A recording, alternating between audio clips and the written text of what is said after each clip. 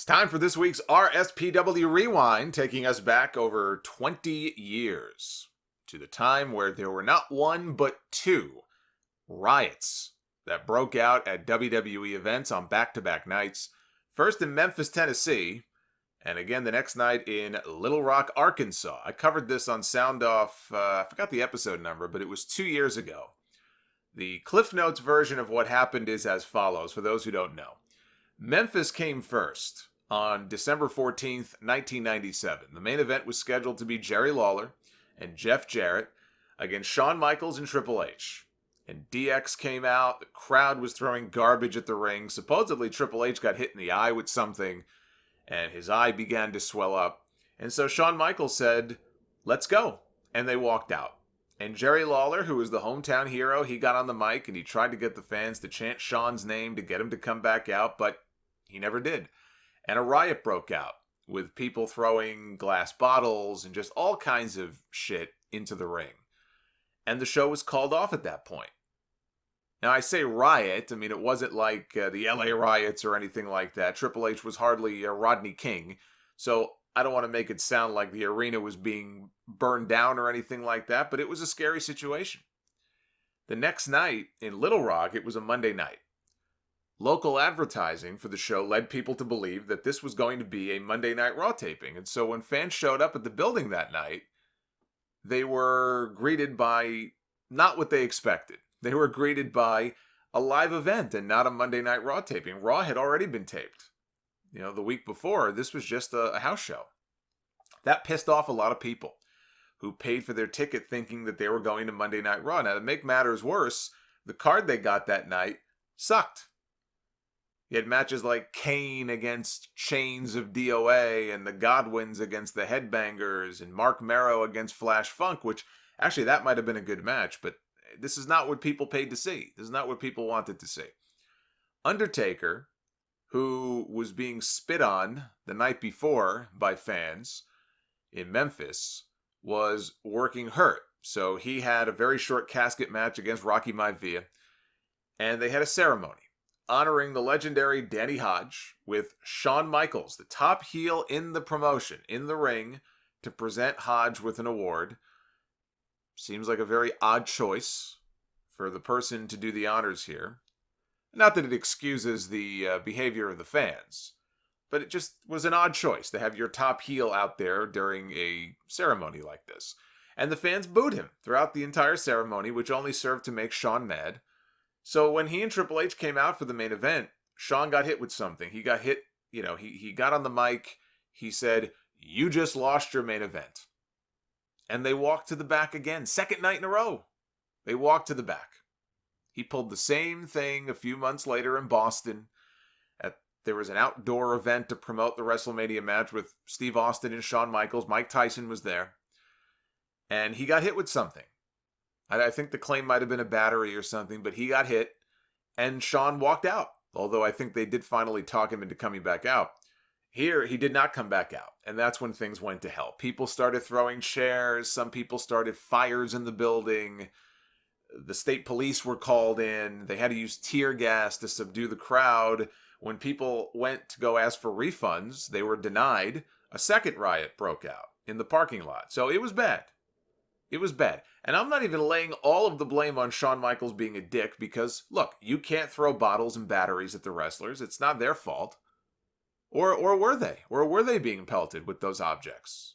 There's some debate about that, as you'll see in a second. Some fans dispute exactly what they were hit with. But both nights, both incidents just so happened to involve Shawn Michaels, which, given how he was back then, is not really all that surprising. If there was one member of that roster that would have started a riot at the time, it probably would have been Shawn Michaels. So I thought, this could make for an interesting RSPW segment. What did people have to say about this at the time? And I was able to find a few posts, not a lot, but there were a few posts about it. Starting with this one, from Shane Dixon on December 16th, 1997, titled WWF Riot on December 15th. Tonight I went to a WWE house show in my hometown of Little Rock, Arkansas. The cards sucked, the lineup was not anything near what was advertised, and the matches went about 3 minutes each. At the end of the night, Hunter Hearst Helmsley was supposed to fight Dude Love. However, Shawn Michaels was hit by a piece of paper and told the crowd we had lost the main event. Everyone waited a couple of minutes to see if DX would return, but the announcer said the card was over. At the time, chaos began. Chairs were hurled toward the ring and police were pelted with whiskey bottles. The cops had to use tear gas to stop the riot. I had never heard so much complaining from fans in my life. Well, it's a good thing he didn't live through the internet age. Or maybe he did. I'm not implying that Mr. Dixon is dead, but little did he know how much the fans would complain as the years went on. Anyway, he said, I must agree that the card sucked. I'm not excusing the actions of the fans, but HBK was not hit with a bottle or even a cup of Coke. It was just a piece of paper. It's the fans' money that pays his outrageous salary, so he should get off his throne and earn his pay. Maybe he should ask his buddies down south how to act professional and still do their jobs.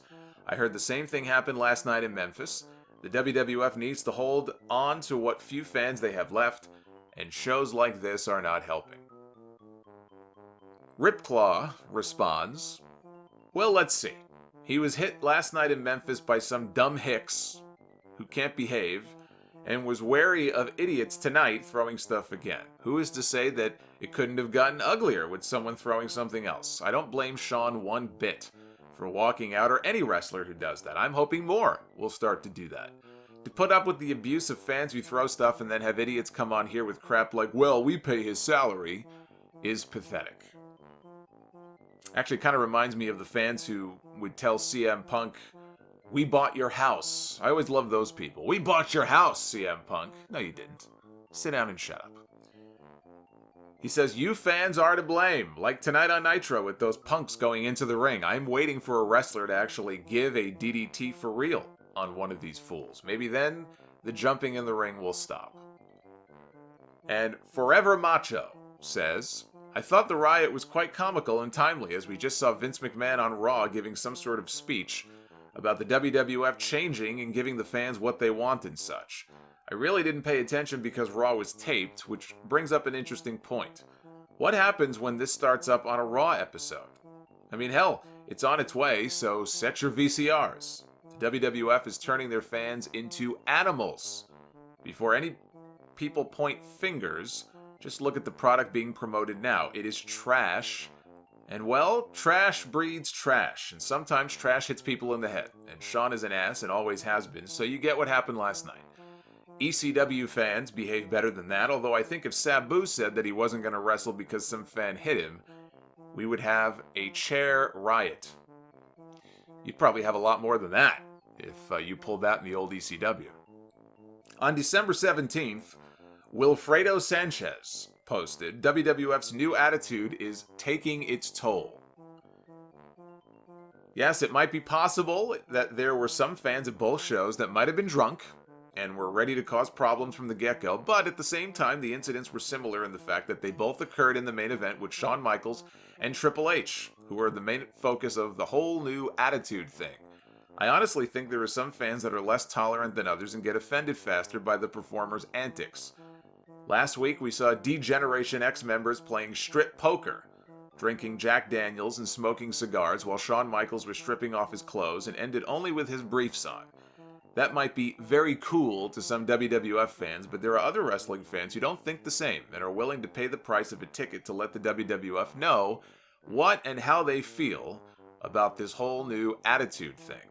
I personally do not approve of such demonstrations. The price a fan pays for a ticket does not give him the right to harm the wrestlers by throwing objects at the ring, and I think the fans that do this are just stupid. On the other hand, I don't blame them. Shawn Michaels ended the show on both nights by saying, "There goes your main event," and turned back to the locker room, sticking almost literally to his new status as the showstopper. Oh my god. This made the crowds on both nights angrier.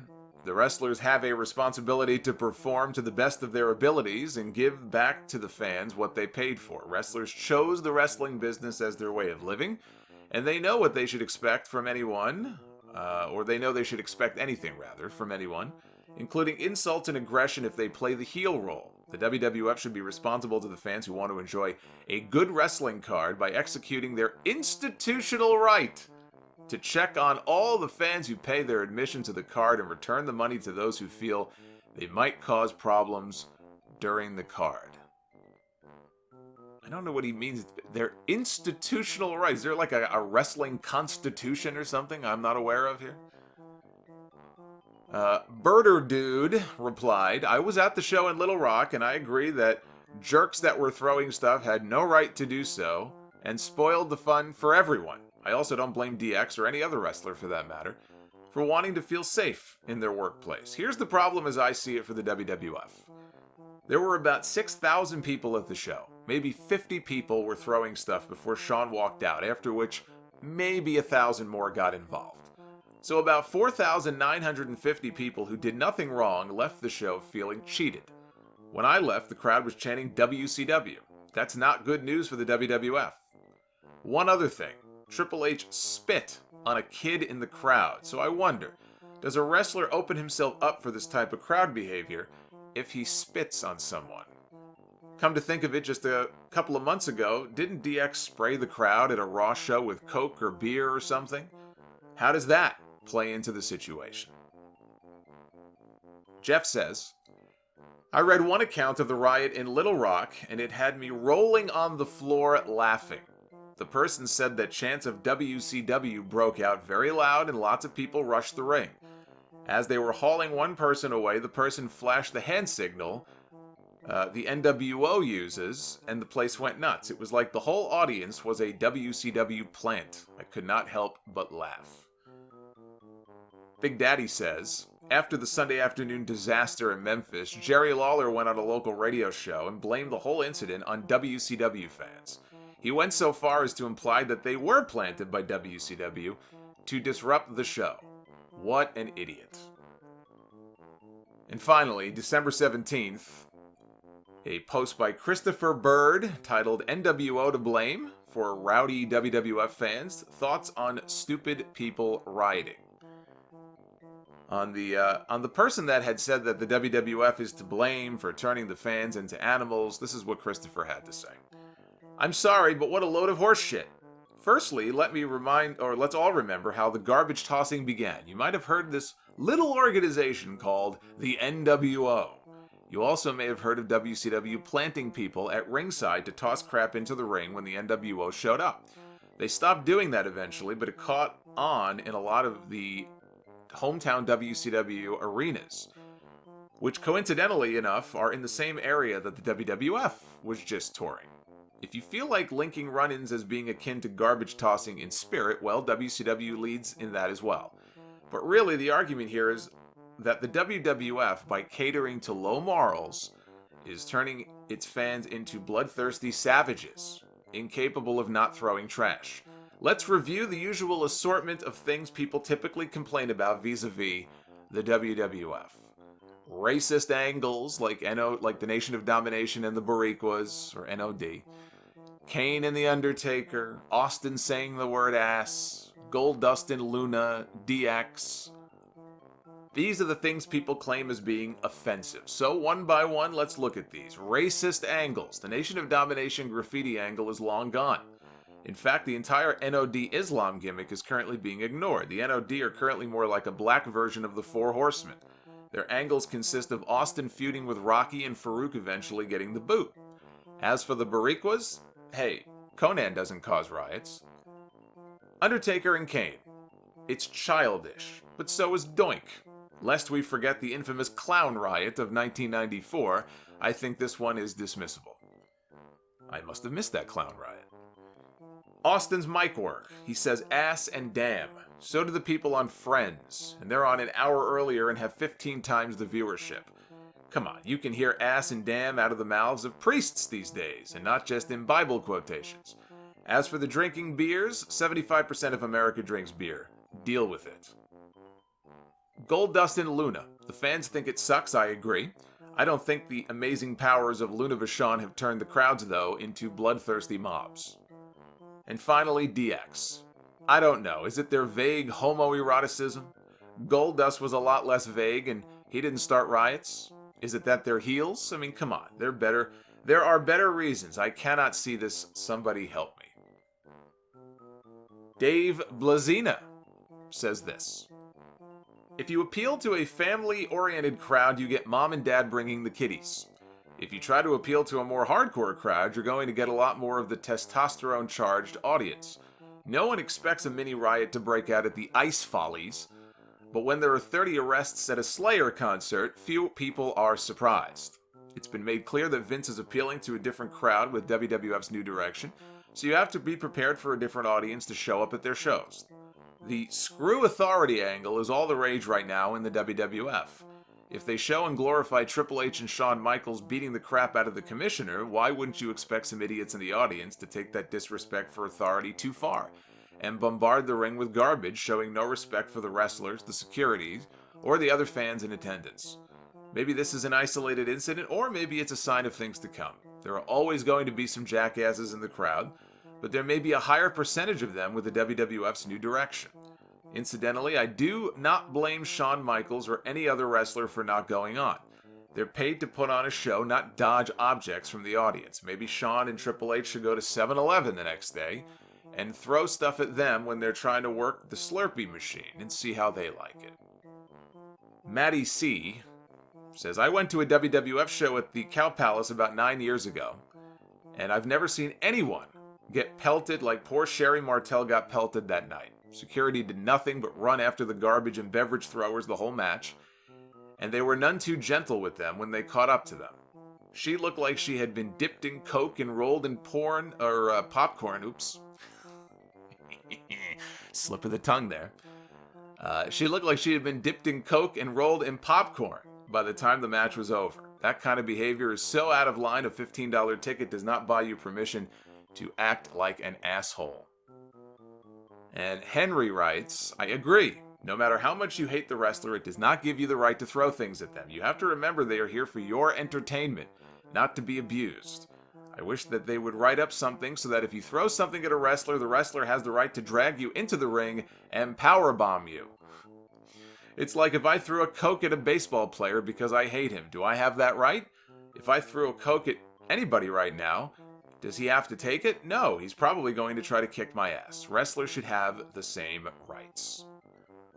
I have often argued this on this very podcast, that any fan who jumps over the barricade and comes at a wrestler or comes at a referee or any of the performers, it is fair game for them to take at least one shot at them to subdue them.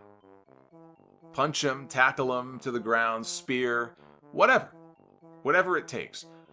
You don't know if they have a gun, a knife, or a box cutter. You don't know what their intentions are. So in that instance, you do know what needs to be done to protect yourself and your colleagues and the other audience members.